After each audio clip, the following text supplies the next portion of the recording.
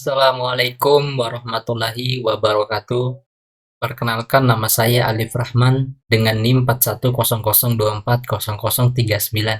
Saya dari kelas 1. Di video kali ini saya akan menjelaskan sedikit tentang paleontologi dan proses pemfosilan. Nah, oke, langsung saja. Nah, apa itu paleontologi?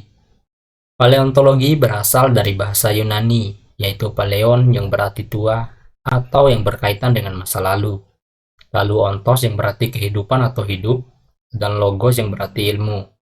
Nah, sehingga paleontologi adalah ilmu yang mempelajari tentang sejarah kehidupan di planet bumi, termasuk hewan dan tumbuhan semasa lampau yang telah menjadi fosil. Oke, next. Nah, untuk dapat membedakan kita dalam menentukan yang mana fosil dan non-fosil, itu dapat dilihat dari ciri-cirinya. Nah, fosil memiliki ciri-ciri cenderung lebih berat dikarenakan senyawa organik umumnya telah tergantikan oleh mineral atau sedimen, serta memiliki warna yang lebih gelap karena mengalami proses fosilisasi yang panjang dan tertimbun dalam sedimen. Sedangkan non-fosil memiliki ciri-ciri cenderung lebih ringan dikarenakan masih mengandung senyawa organik dan memiliki warna yang lebih terang karena belum mengalami fosilisasi dan tertimbun sedimen. Nah, secara pengertian, fosil merupakan sisa bahan organik atau aktivitas makhluk hidup yang terawetkan secara alami dan lebih tua dari Holosen. Sedangkan fosilisasi merupakan proses penimbunan dan pengawetan makhluk hidup secara menyeluruh, sebagian atau hanya aktivitasnya saja. Oke, next. Nah, agar terjadinya proses fosilisasi harus memiliki syarat-syarat. Nah, yang pertama, memiliki bagian tubuh yang keras atau yang masih dapat dipertahankan. Yang kedua, terjadi secara alami, di mana organisme yang mati harus segera terkubur agar terhindar dari kerusakan akibat pembusukan. Yang ketiga, segera masuk ke medium pengawet atau tidak dimangsa. Nah, yang keempat, berumur lebih dari 10.000 atau Holosen. Nah, yang terakhir itu terhindar dari proses-proses kimia. Oke, next. Nah, masuk ke proses pemfosilan. Proses pemfosilan terbagi menjadi 3 bagian besar.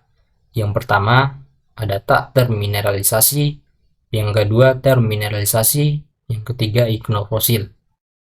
Nah, yang tak termineralisasi yaitu rongga-rongga pada cangkang fosil tidak mengalami perubahan kimiawi atau pengisian. Nah, mineral pada kelompok ini terdiri dari 6 bagian. Yang pertama, fosil yang tidak berubah, di mana banyak dijumpai pada batuan berumur Mesozoikum dan Kenozoikum, seperti gigi ikan hiu, berbagai tulang dan cangkang moluska. Yang kedua, amber, yang terbentuk jika hewan atau tumbuhan terperangkap di dalam getah. Nah, yang ketiga ada distilasi, merupakan proses pemfosilan di mana kandungan gas dan air pada organisme menguap dan meninggalkan residu karbon. Ya, yang keempat ada mumi, yang merupakan proses pemfosilan yang diakibatkan oleh kondisi yang sangat kering. Yang kelima ada pemfosilan dalam aspal, yang prosesnya sama seperti amber, tetapi bahan pembungkusnya itu pada fosil ini yaitu aspal. Nah, yang terakhir, yang keenam, pemfosilan dalam cara pembekuan, di mana hewan yang mati tertutup secara terlindungi oleh lapisan es yang membekukannya dengan cepat. Nah, yang kedua ada termineralisasi.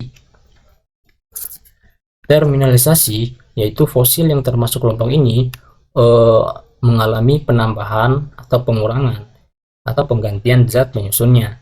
Nah, kelompok ini terdiri dari 4 bagian. Yang pertama ada histometabasis, yang dimana istilah yang khusus digunakan untuk fosil yang terbentuk akibat proses penggantian jaringan organisme. Nah, oleh mineral dengan tetap mempertahankan struktur asalnya. Nah, histometabasis ini dapat dibagi lagi menjadi tiga. Yang pertama ada external mode atau kapak, yang kedua ada internal mode atau cat atau tuangan, yang ketiga ada cast atau cetakan. Nah, yang kedua tadi ada replacement, yaitu penggantian total dari material penyusun rumah organisme oleh mineral-mineral asing. Biasanya mineral karbit, mineral aragonit, mineral fosfat, mineral silika, mineral kitin, dan pirit. Nah, yang ketiga ada permineralisasi, yaitu proses pengisian oleh mineral asing ke dalam tiap-tiap pori dalam kulit kerang. Nah, walaupun seluruh pori telah terisi, tapi material semula yang menyusunnya, tulang, kuli atau kerang masih tetap tak terubah. Nah, yang terakhir ada leaching, yaitu proses pelarutan dinding sel oleh air tanah. Nah, yang ketiga ada iknofosil. Iknofosil merupakan aktivitas makhluk hidup. Nah, ini juga dibagi menjadi 8 kelompok. Yang pertama itu ada kaprolit, yang merupakan kotoran binatang yang menjadi fosil yang berbentuk nodul-nodul memanjang dengan komposisi fosfatik. Nah, yang kedua ada gastrolit, yaitu fosil yang tadinya tertelan oleh salah satu hewan tertentu untuk membantu pencernaan. Nah, yang kedua ada trail yang merupakan jejak ekor binatang.